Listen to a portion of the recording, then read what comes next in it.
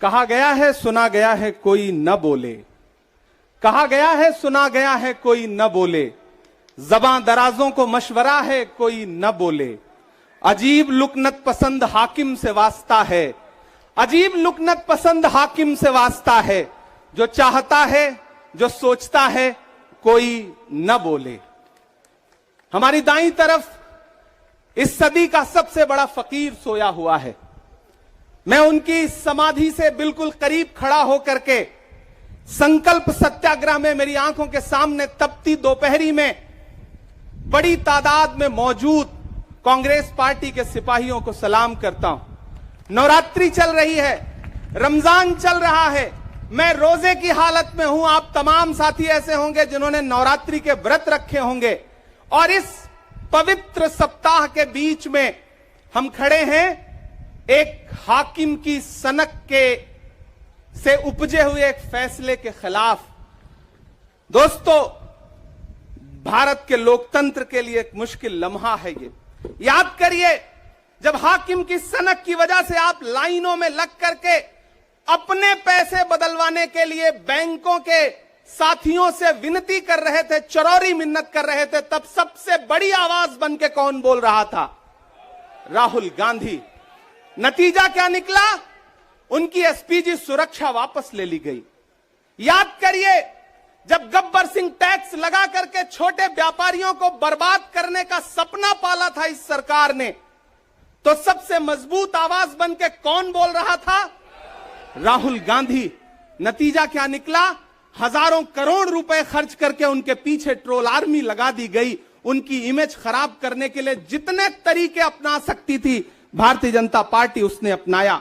याद करिए कि जब राफेल के मुद्दे पर, राफेल में हुई लूट के खिलाफ एक अकेला शख्स पूरे देश में खड़ा होकर के चौकीदार से पूछ रहा था कि आपकी चौकीदारी का सवाल है, बताइए सच्चाई क्या है। तब उनके पीछे 55 घंटे उन्हें ईडी के ऑफिस में बिठा करके पूछताछ की गई। मेरे भाई, उस शख्स ने क्या गुनाह किया? क्या कसूर है उनका? उनका कसूर इतना है कि जब देश में नफरतें सर चढ़ करके बोल रही थी तो उस शख्स ने कहा कि मैं भारत जोड़ने के लिए अपने पैर के छालों की परवाह किए बगैर 4000 किलोमीटर चलूंगा। यह कसूर है राहुल गांधी का।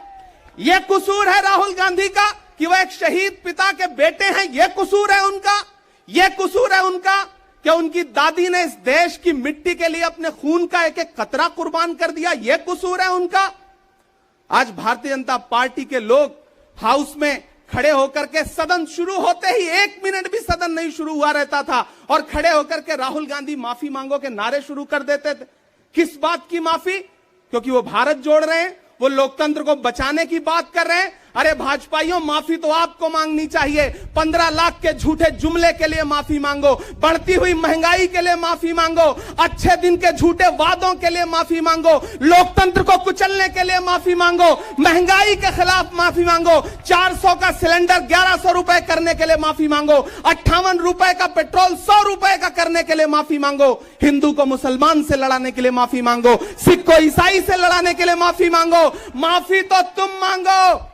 और अगर तुम ये कहते हो कि राहुल गांधी ने विदेश में जाकर के भारत का अपमान किया, तो प्रधानमंत्री जी, मैं आपसे पूछना चाहता हूं कि जब दोहा में, शंघाई में, कैलिफोर्निया में, अमेरिका में खड़े होकर के आप कह रहे थे कि भारत तो सपेरों का देश है, भारत में पैदा होना तो पाप है, प्रधानमंत्री जी, माफी तो आपको मांगनी चाहिए। मैं आज प्रियंका दीदी को सुन रहा था, मेरी आंखों में आंसू थे उनका भाषण सुन करके। पिछले कुछ हफ्तों में 2 बार मेरी पलकें नम हुई। पहली बार तब हुई जब हम संसद भवन से तमाम सांसद निकल रहे थे और एकाएक हमने सीपीपी ऑफिस में देखा कि राहुल गांधी जी को 2 साल की सजा दे दी गई। उन लम्हों में मेरी आंख में आंसू थे। मैं शायर हूं तो मैं भावुक हूं, शायद इसलिए मेरी आंखें नम हो जाती हैं ऐसे लम्हों में। आज जब प्रियंका जी बोल रही थी तो मैं उन्हें सुनकर के भी मैं नम हो गया। यह जुल्म है कि जुल्म को कहता हूं साफ जुल्म। यह जुल्म है कि जुल्म को कहता हूं साफ जुल्म। क्या जुल्म कर रहा हूं? मुझे मार दीजिए। जो जख्म बांटते हैं उन्हें जीस्त पे है हक। मैं फूल बांटता हूं, मुझे मार दीजिए। फिर उसके बाद हिंदुस्तान वालों, फिर उसके बाद शहर में नाचेगा हू का शोर, फिर उसके बाद शहर में नाचेगा हू का शोर। मैं आखिरी सदा हूं, मुझे मार दीजिए। मेरे भाई, इस देश के लोकतंत्र को बचाने के लिए जो सबसे बड़ी आवाज है इस देश के, उसको मारने की, उसको कुचलने की जो कोशिश है, उसके खिलाफ आपको खड़ा तो होना पड़ेगा, आपको बोलना तो पड़ेगा। मैं कभी कभी सोचता हूं कि जब मैं कभी समाधि पर जाऊं तो क्या मुंह दिखाऊंगा महात्मा गांधी को, मैं क्या मुंह दिखाऊंगा राजीव जी को, हम क्या मुंह दिखाएंगे इंदिरा जी को, कि उनके वारिस के साथ, उनके घर के चश्मो चिराग के साथ इस तरह की अपमानजनक बातें की जा रही हैं और देश खामोश बैठा है। सवाल आपसे है, सवाल यहां बैठे हुए लोगों से नहीं है, सवाल आपसे है जो आप कांग्रेस की मोहब्बत में यहां आए हुए। मैं आपको सलाम करता हूं, मैं जानता हूं आप राहुल गांधी जी से मोहब्बत करते हैं, कांग्रेस पार्टी से मोहब्बत करते हैं, प्रियंका जी के सम्मान में आए हुए हैं, खड़गे साहब के सम्मान में आए हुए हैं, मैं जानता हूं, वरना इस तपती दोपहरी में व्रत रख के, रोजा रख करके कौन परेशान होने के लिए आता।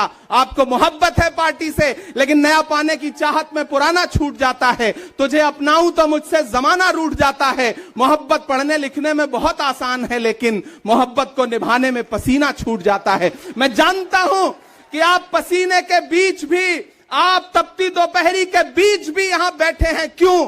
क्योंकि आपके मन में पीड़ा है, आप देख रहे हैं कि लोकतंत्र को किस तरह से कुचला जा रहा है।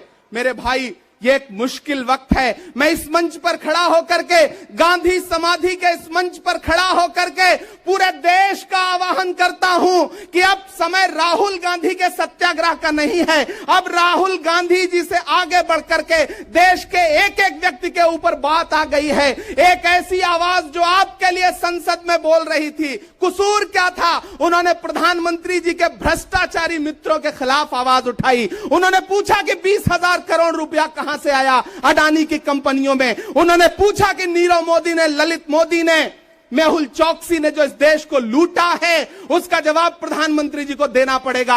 अगर प्रधानमंत्री जी इतना कहने से आप राहुल गांधी जी की सदस्यता ले लेंगे तो हम तमाम सांसद तैयार हैं, ले लीजिए हमारी सदस्यता, लेकिन हम रुकने वाले नहीं हैं, हम झुकने वाले नहीं हैं, हम मुसलसल बोलते रहेंगे। मैं हिंदुस्तान के लोगों से कहना चाहता हूं कि हमने सहराओं में हासिल किया आसानी से, तुम समंदर में भी रहकर न मिले पानी से। ये सियासत के दिए सबके हवाले न करो, मुल्क बिक जाता है एक शख्स की नादानी से। इस शख्स की नादानी से देश बिक रहा है, लोकतंत्र मटिया मेट हो रहा है, संविधान को कुचला जा रहा है। और वो आखिरी सदा जो 7 फरवरी को गूंजी थी पार्लियामेंट में, उसको भी खामोश करने के लिए उसे संसद से निकाल दिया गया है। मैं देश से कहना चाहता हूं कि उन्होंने राहुल गांधी जी को संसद से निकाल दिया है।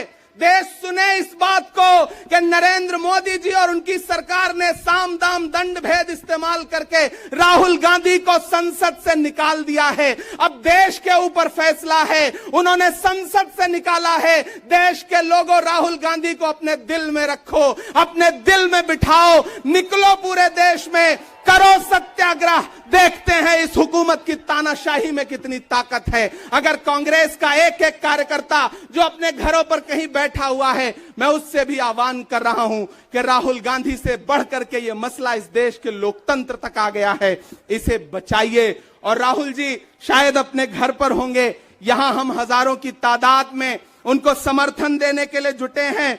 मैं तो बस इतना कह रहा हूं कि मेरे भाई, आपको एक बात समझनी है, और वो ये है कि इस मुश्किल वक्त में हमें राहुल जी से ये कहना है कि लहू में भीगे तमाम मौसम गवाही देंगे कि तुम खड़े थे। एक आखिरी नज्म सुना करके मैं आपसे विदा लूंगा कि लहू में भीगे तमाम मौसम गवाही देंगे कि तुम खड़े थे।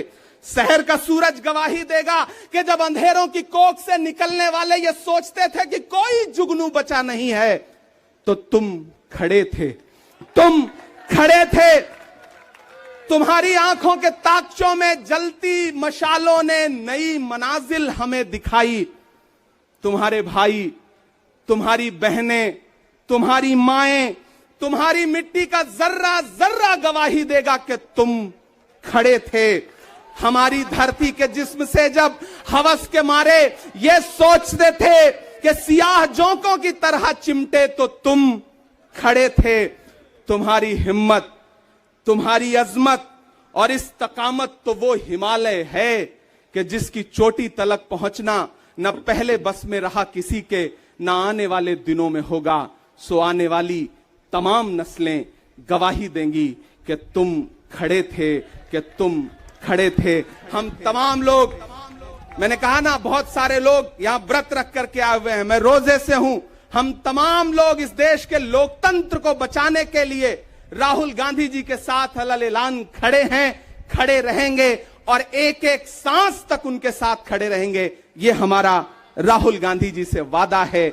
जिसे खौफ नहीं है मुरझाने का, हम उस गुल के साथ खड़े हैं। कैसा भी दौर आए लेकिन हम राहुल के साथ खड़े हैं। कल भी खुलकर साथ खड़े थे, आज भी खुलकर साथ खड़े हैं। कैसा भी दौर आए लेकिन हम राहुल के साथ खड़े हैं। शुक्रिया।